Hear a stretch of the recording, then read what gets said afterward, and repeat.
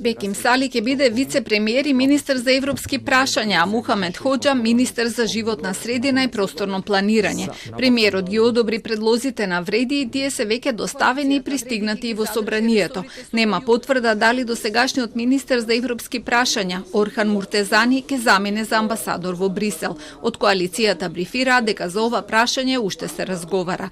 За сега нема промени во секторот здравство, зашто деновиве се шпекулираше дека на местото на Азир Алиу се планира да седне Башким Бакиу, но не е исклучено овој ресор да биде опфатен со најавената реконструкција на владата по Конгресот на ВМРО-ДПМНЕ.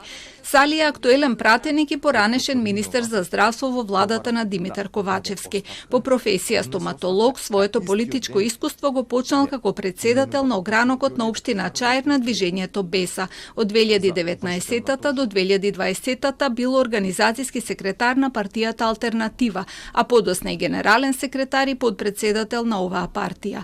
Хоџа пак е поранешен член на ДУИ и беше портпарол во владата на Зоран Заев. Сега е на потек собранието кој ќе треба да ги именува новите министри. Деновиве беше најавено дека штом ќе пристигнат предлозите ќе биде закажана и седница за нивно именување, но нема пропишан рок во деловникот.